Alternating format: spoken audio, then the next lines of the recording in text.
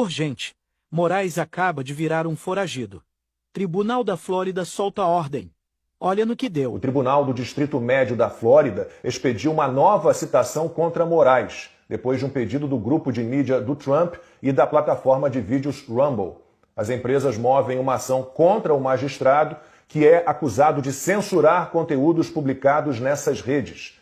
A nova notificação foi determinada depois que a primeira tentativa de citação, feita em março, foi frustrada. Agora, o ministro do Supremo recebeu um prazo de 21 dias para apresentar uma resposta formal à ação ou uma petição para contestar o processo. Se ele nada fizer, será processado e provavelmente condenado à revelia.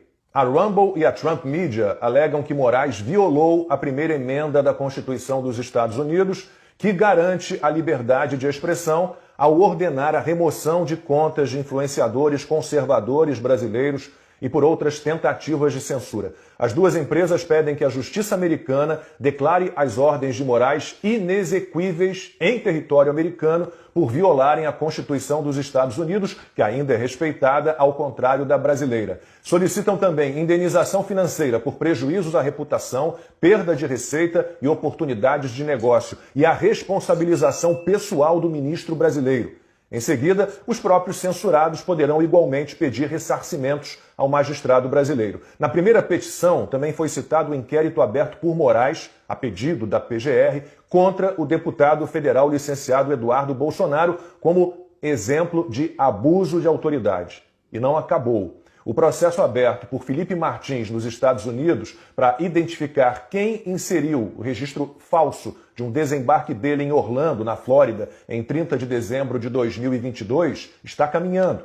Uma testemunha com acesso técnico aos sistemas da agência responsável pela segurança alfandegária e migratória dos Estados Unidos deve depor em julho. A falcatrua, envolvendo o nome do ex-assessor de Jair Bolsonaro, embasou sua prisão. Felipe Martins ficou na cadeia preventivamente por 6 meses.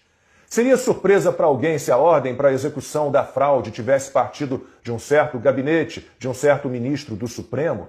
Sim, a pergunta pode ser retórica, é o que se espera. Vamos aguardar. E não tenhamos vergonha de depender da ajuda externa para tentar dar um jeito no Brasil. Um movimento doméstico, interno, ainda será essencial, mas ninguém encurralado num canto da escola por colegas malvadões vai dispensar a ajuda do irmão mais velho, musculoso e bom de briga. Não era para estarmos nessa situação. Um movimento de resistência contra abusos, arbítrios e ilegalidades tinha que ter surgido há muitos anos, pelo menos 6. Uma revolta popular coesa, massiva, capaz de empurrar o legislativo para as suas atribuições, principalmente o Senado, o vigia do vigia. E os congressistas resolveram se encolher. Rodrigo Pacheco tem a maior parcela de culpa. Nunca deu a mínima para os pedidos de impeachment de ministros do Supremo. E, como ele fez seu sucessor, seguimos na mesma. Davi Alcolumbre potencializou o absurdo, a revolta, quando resolveu inventar que o Senado não é órgão de correção do STF e que abrir um processo de impeachment de um ministro da Corte seria criar mais um problema para o Brasil. Fomos abandonados por aqueles que, de alguma forma, deveriam trabalhar arduamente para manter o país em ordem.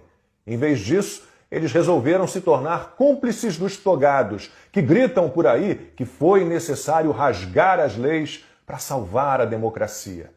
Para piorar, tamanho absurdo passou a ser defendido por grande parte da imprensa.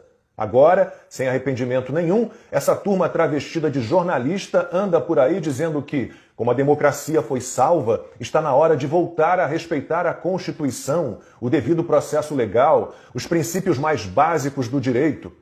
Chega a dar nojo de gente assim, capaz de adulterar os personagens das histórias reais, fazer do inocente um criminoso, fazer do criminoso a vítima, o acusador, o investigador, o julgador, quase um super-herói. Nessa situação, o socorro ao Brasil de verdade pode estar vindo de fora, dos Estados Unidos. É como aquela história dos tempos de colégio. Os alunos que tinham um irmão mais velho e mais forte na mesma escola sempre podiam encontrar nele uma proteção para as horas de sufoco. E o nosso Big Brother, no sentido original da expressão, mais do que nunca é a América. Portanto, Aqueles que reclamam da demora na adoção de sanções contra Alexandre de Moraes por meio da lei Magnitsky não pararam para pensar. Donald Trump reassumiu a presidência americana há apenas 5 meses. Controlem a ansiedade, por favor. Nos Estados Unidos, as leis são cumpridas, todos os trâmites legais, nada é feito de acordo com a cachola de um poderoso de ocasião qualquer, e muito menos cumprindo prazos alucinados de 48 horas. Se ainda não dá para abrir uma contagem regressiva para que sejam despejadas sobre Alexandre de Moraes as pesadas punições previstas na Magnitsky, já dá para contar os dias para a adoção de outra reação americana direta contra o bárbaro ministro do STF.